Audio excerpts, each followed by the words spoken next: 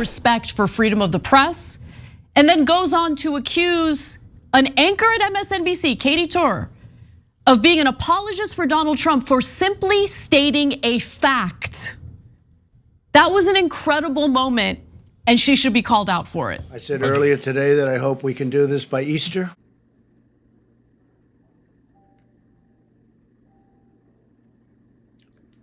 I know I'm kind of staring at you, but I'm honestly in awe.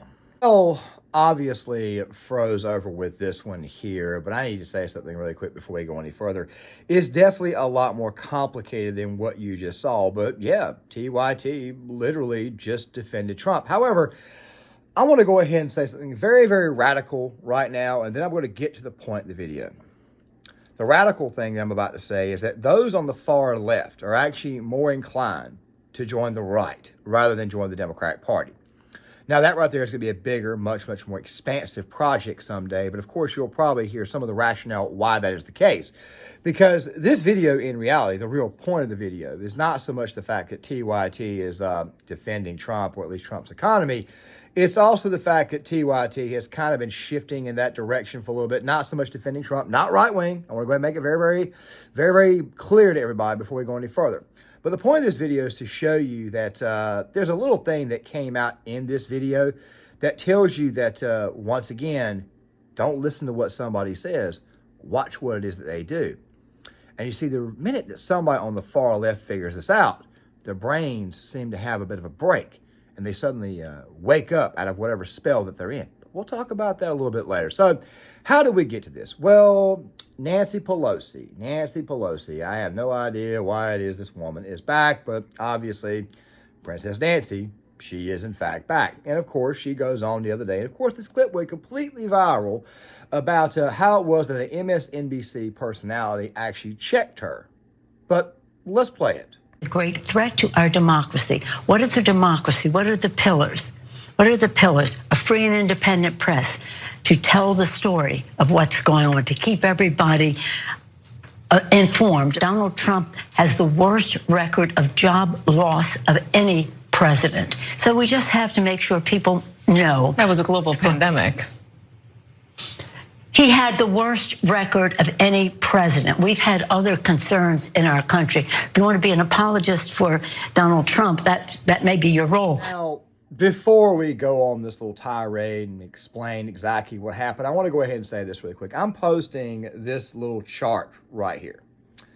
This little chart is up right now. This right here comes from Reuters. It's about the COVID deaths. Now, the other day, Jim Acosta, he went off about this, talking about how many people died during COVID, and obviously that was a very, very bad thing. But I also remember those lockdowns, and I also remember how it was that those lockdowns costed people their ability to go to work. So what happened? The CARES Act was signed, and people eventually got, unemployment benefits. They pretty much got it for the rest of the year. Of course, those who were typically on the unemployment benefits, most of them voted for Trump, or they voted for Biden, and they voted for Trump. They probably voted for Trump because they felt that he wasn't really and truly at fault for what happened, because obviously, you're can't exactly peer into the future, and nobody actually has that ability. And I do have criticisms of Trump, of course, during COVID, but I think the real criticism is exactly what I'm about to show you now. The goal is to ease the guidelines and open things up to very large sections of our country as we near the end of our historic battle with the invisible enemy. It'll go on for a while, but we win. We'll win. I said earlier today that I hope we can do this by Easter. He wanted everything opened up by Easter, obviously. And obviously, having everything opened up by Easter was a little bit unrealistic. Now, we'll get back to Anna and Cenk here in a second, because obviously it goes to my point of this video that you need to pay attention to what somebody says rather than what somebody does. And the thing is this right here. Obviously, the expectations of Easter was unrealistic. However, when you had Cuomo, you had Whitmer, you had Evers in Wisconsin, Gavin Newsom, you had, Grisham down in New Mexico. And of course, you also had Wolf in Pennsylvania and all the other blue state or purple states with blue state governors. And I myself, living in a red state that had a blue state governor or a blue governor in Roy Cooper, can obviously attest to this, that one of the biggest problems that we had was the overall lockdowns were remaining in place. South Carolina was open, Georgia was open, Florida loves to tell you that they were open right away, but they actually didn't really open up till late summer, early fall. It was kind of a myth that the DeSantis people threw out there to try to use as a campaign point against the former president. But the thing is this right here. The country remained locked down. It remained locked down in most of these areas through 2022. In some cases, even 2023. They've even put the COVID policies back in place in some states. One of those states is California. The Biden administration loves to gaslight you on this the exact same way Nancy Pelosi, who, by the way, is a simp for the Biden administration, even though she probably really doesn't like him, but she's just anti-Trump. Obviously, the reason why they're going to do this is because they obviously have to run on something pretty daggone negative, this administration. Now, I understand that the point of this video is pay attention to what somebody does rather than what they say, which, of course, Cenk is when I actually let it out of the bag here in a minute. The point is this right here. Gaslighting is something that happens all the time. Don't believe what the hell they tell you. Look at what they actually do. For example, right now, Roe v. Wade is going to become a very, very big topic again this election cycle. And what former President Trump has decided to do was muddy the waters on this and say it's a states' rights issue.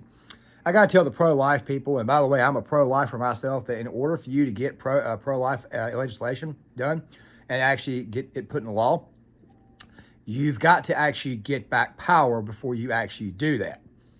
Which is also going to be a much, much bigger theme of this video. A lot of themes in this video, okay? I'm just saying, I'm trying to boil all that on one point. Something else too about those COVID deaths, I'm putting back up the chart. They love to tell you that so many people died during COVID, and that is true. And that's obviously a terrible thing. But more people died after Biden got in office, and you guys can obviously see the receipts that came from Reuters.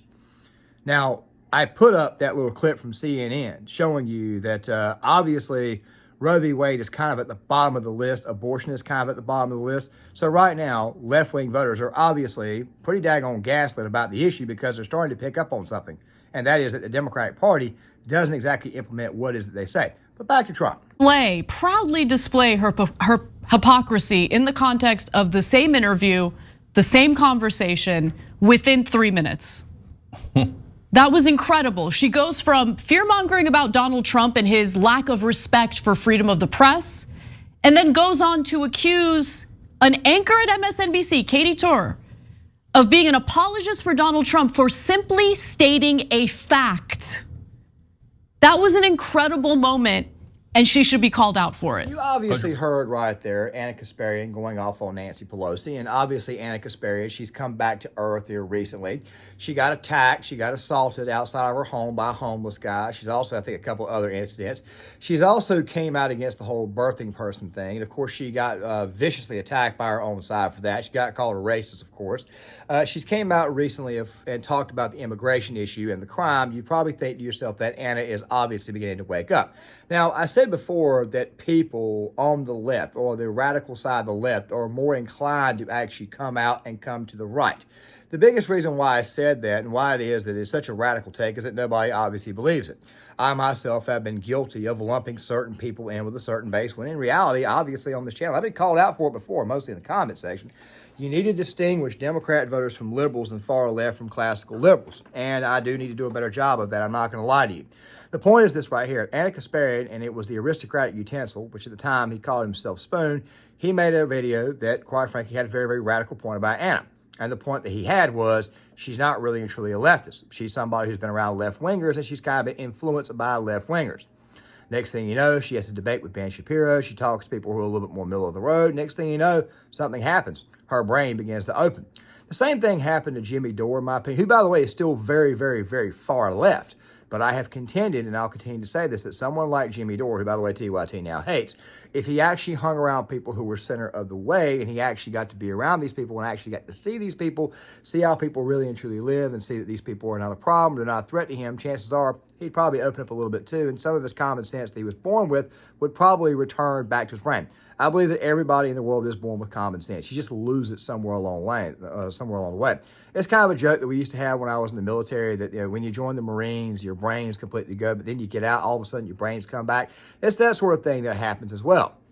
But going back to defending Trump, the thing is this right here. I think that what's going on is that the girl on the show, and we'll get to Cenk in a second, she's starting to see that this current party, this current media, is actually destroying the movement. Or that's how Cenk sees it, where Ana, on the other hand, sees it as Trump's going to get elected mostly because it was your own daggone fault. But that right there could lead to another shift down the road, which I'll cover more so at the end. But let's get back to this. This is what Democrats and corporate Republicans, both corporate parts of both parties, have been doing my whole life. They bully the press. You think Trump's the first one bullying the press? Definitely not. Okay, whenever they ask a question that the politician doesn't like, they lose access. Ask any journalist in Washington. If they're off the record, they'll tell you they're all obsessed with access. So thugs like Nancy Pelosi, Joe Biden, Mitch McConnell, George Bush, etc., have been threatening them their whole lives. How dare you ask me a question I didn't authorize? Can you believe Trump is against the press? Get out of here, man. Duh. I'm sorry, but I actually got to laugh at that. But not because I think it's funny, but because it's halfway true. Former President Trump did, in fact, have a very, very contentious relationship with the media, but former President Trump also used to troll the media like crazy because he knew that the media would, for the most part, just put out whatever he says, tweets, whatnot. You remember the Rocky Balboa tweet, the one where he had his head on Rocky's body? He knew that the media would pick up on that and it would create a frenzy. So in a lot of ways, Trump actually kind of liked the media in a way because they kind of did his bidding. I'm a Trump voter. I'm telling you right now that the saying is that no press is bad press. Now, that's somewhat of a myth, but still at the same time, also a good portion of it's true. But let's watch this next part. And by the way, I just want to but reinforce what Katie Tur said there. Look, I'm not going out of my way to defend Katie Tur, right? But she said something accurate. So Democrats play this trick where they point to Donald Trump's jobs record and how it's so terrible, but they don't take it into account something that he had no control over, which was the global pandemic, which of course led to shutdowns that the Democratic Party was fully in favor of and wanted to keep in place longer than Republicans did, right? Rate fell from 4.7% shortly after Trump's election to 3.5% by the end of 2019. So before the pandemic took place. And that was actually below the Federal Reserve's expectations of about 4.5%. So the Federal Reserve was expecting the unemployment rate to be 4.5%, but during Trump's term, unemployment rate went down to 3.5% just before the global pandemic led to the shutdowns. Yeah. Now, you guys obviously heard Anna, and she's not lying. That's actually what happened. The economy was performing at an extremely well rate when Trump was in office. I mean, I wouldn't say jobs were coming back as far as overseas were concerned, but obviously the jobs were there and they were being filled. The overall income was up for Americans. I mean, we can go through all the stuff that people like Charlie Kirk debate against someone, let's say Chow Klinsky or whatnot. And people, you watch all these internet debates, and I've personally gotten to the point where I think debate is kind of stupid because, quite frankly, it's not really changing anybody's minds anymore because we're kind of falling into camps. But we'll have a video on that at a later date as well. The thing is this right here, though. She's not lying. The economy was doing a lot better under Trump. You see, when we shut down our economy and shut down our country, what happened was the CARES Act was eventually signed. Nobody could go to work, so the next thing you know, unemployment was being given out like crazy. By the way, speaking of that there, I'm also putting this little nugget here and another little nugget. If I remember correctly, Nancy Pelosi, when the pandemic first struck or right before it actually hit, she was telling people in her native San Francisco to go out and party. Bill de Blasio, the mayor of New York at that time, was also doing the exact same thing in New York City. So it's almost like Democrats were trying to get people killed. Just simply saying, that rather is what the hell it looks like to me. Obviously, the far left being in their little haze, they obviously can't see this. But as I said before, there are some people that are far left-wing radicals, and then there are also some out there who are just simply joining in the crowd because they hang around mostly left-wing people. But the thing about those lockdowns is this here. When the country started to open back up, it was a K-shaped recovery at first. Mostly red states like, say, Alabama, Mississippi, Tennessee, Texas to a certain extent, Louisiana, mostly the South.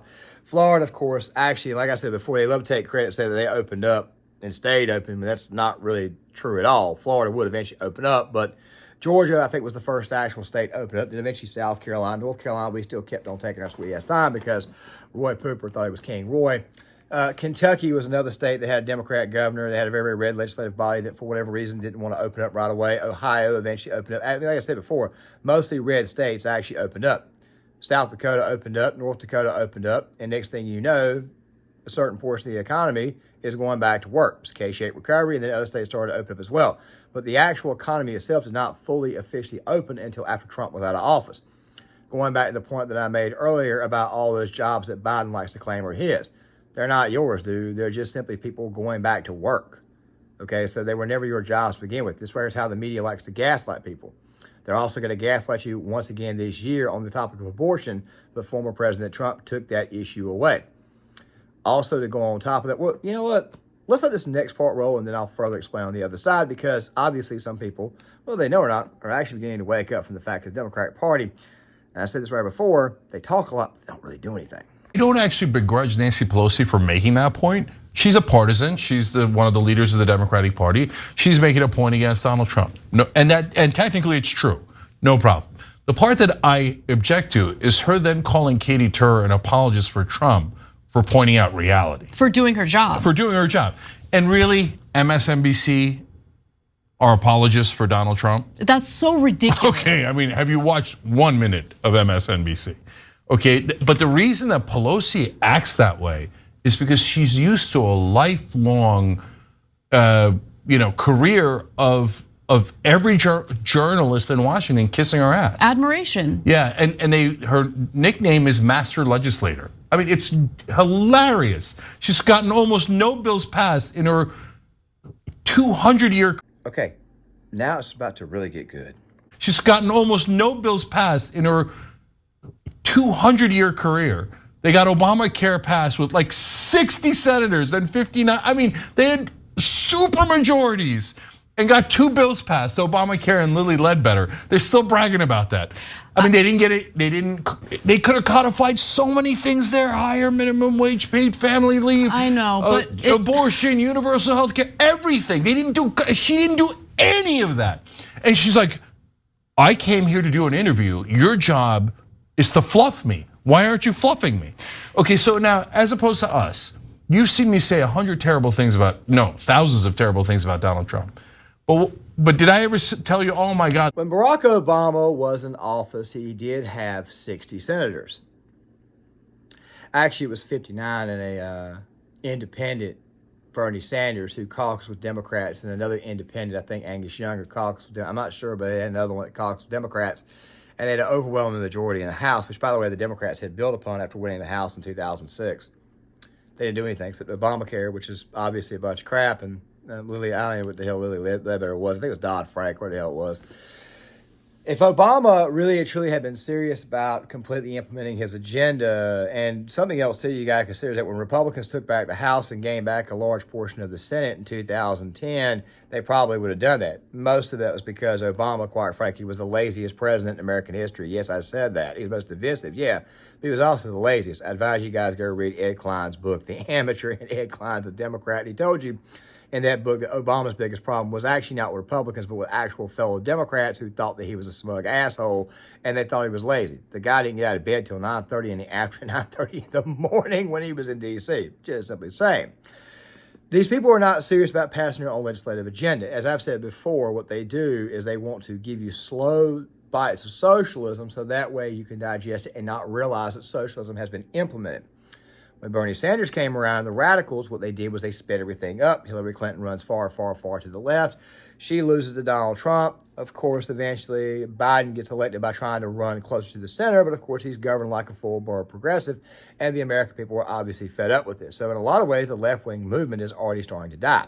Now, there may be a pickup of it later on in the next few years, but of course, it will probably fizzle out too, because even though it gets a little bit bigger in its overall size, it's still never going to be bigger than the rational, sane people out there who decide to stop voting Democrat. It's not that strong of a movement, too, when you consider the fact that it falls apart once one of the victimhood Olympics groups realizes that they, quite frankly, are not going to get anything. It's an extremely contentious group. Identity politics, they fight one another like crazy. And I think Cenk Yeager's finally saying this, that you need to look at what exactly they do rather than what they say. He didn't say it like that, but obviously he understands the fact that when Nancy Pelosi and Barack Obama had that massive majority, they didn't really get anything done as far as the issues was concerned. How about the topic of abortion?